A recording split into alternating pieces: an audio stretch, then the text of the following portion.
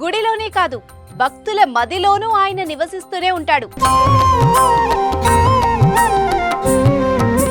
ఎక్కడ ఆయన నామం వినిపిస్తుందో అక్కడనే భక్తుల మధ్యనే ఆయన కొలువై ఉంటాడు.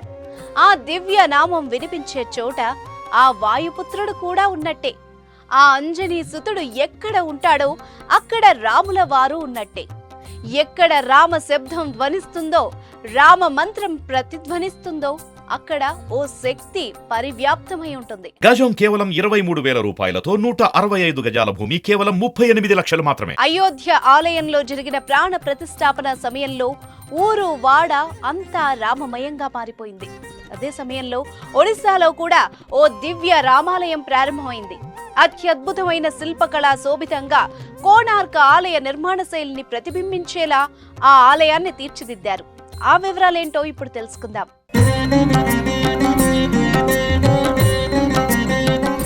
అది చిక్కటి పచ్చదనాన్ని పరుచుకున్న ఓ పర్వత ప్రాంతం. చుట్టూ ఎత్తైన కొండలు, లోయలతో కనువిందు చేసే ప్రదేశం. అక్కడే ఉంది ఓ చిన్న గ్రామం. ఆ ఊరి పేరు ఫతేగఢ్.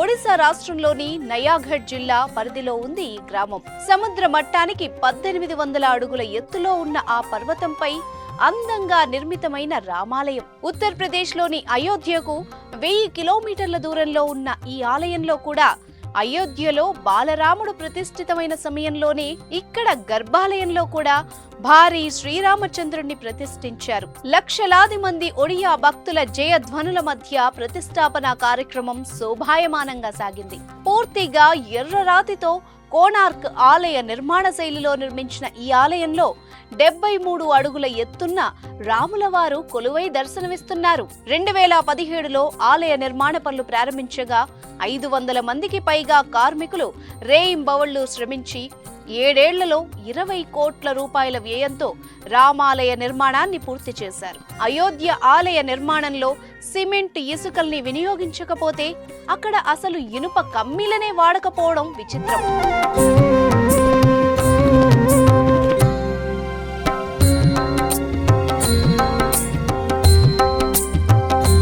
పైగా అత్యంత దృఢమైన కోండాలైట్ రాళ్లను వినియోగించారు. 165 అడుగుల పొడవైన ఆలయ నిర్మాణం జరిగింది. ఫతేగఢ్ గ్రామస్తులకు రాములవారంటే అమితమైన భక్తి. అందుకే ఆలయ నిర్మాణానికి అత్యధిక శాతం నిధులను వాళ్లే సమీకరించుకున్నారు. కొంత మొత్తాన్ని ఇతర ప్రాంతాలకు చెందిన భక్తుల నుండి విరాళాల రూపంలో సమీకరించుకున్నారు. ఫతేగఢ్ ప్రాంతానికి పూరిలోని జగన్నాథ స్వామికి సంబంధం ఉంది. 1912లో జగన్నాథ స్వామి ఆలయంలో నిర్వహించిన నభ కళేబర్ కోసం ఈ ప్రాంతం నుంచే కలపను సేకరించారు.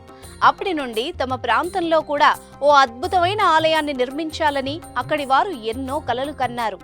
100 ఏళ్ల తర్వాత వారి కల సాకారమైంది. ఆ గ్రామానికి చెందిన చక్రధర్ ప్రధాన్ అనే వ్యక్తికి రాములవారు స్వప్నంలో సాక్షాత్కరించి తనకు అక్కడ ఓ ఆలయాన్ని నిర్మించాలని ఆదేశించారట. అంతే, ఆలయ నిర్మాణం కోసం శ్రీరామ్ సేవా సమితి పేరిట ఓ కమిటీ ఏర్పాటు చేసుకుని విరాళాలను సమీకరించుకున్నారు. అలా ఆలయాన్ని మొదలుపెట్టి ఇప్పుడు రాములవారికి ఎత్తైన కొండపై కన్నుల విందైన ఆలయాన్ని నిర్మించుకున్నారు. ప్రధాన ఆలయానికి అనుబంధంగా అనేక ఉపాలయాలు కూడా ఉన్నాయి.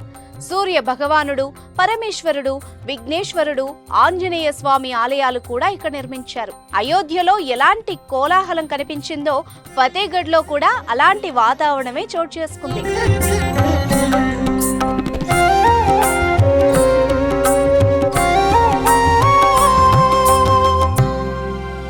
గ్రామానికి చెందిన వారే కాదు, ఫతేగఢ్ కు చుట్టపుచూపుగా వచ్చిన వారు కూడా రాముల వారి ప్రతిష్టాపనలో ఉత్సాహంగా పాల్గొన్నారు. వేలాది కడవలను చేతబెట్టి దగ్గరలో ఉన్న మహానది దారి పట్టారు. శుద్ధ జలాలను కడవలలో నింపుకొని శోభాయాత్రగా రామాలయానికి చేరుకున్నారు. ఆలయం ముందు శాఖలు పోసి సాగిలపడి తమను చల్లగా చూడాలని ప్రార్థనలు చేశారు. ఓవైపు వేద పఠనాలు, యజ్ఞ యాగాలు కొనసాగుతుండగా ఊరంతా కలిసి రామ భజనల్లో పాల్గొంది. వారి రామ భక్తి అమేయం.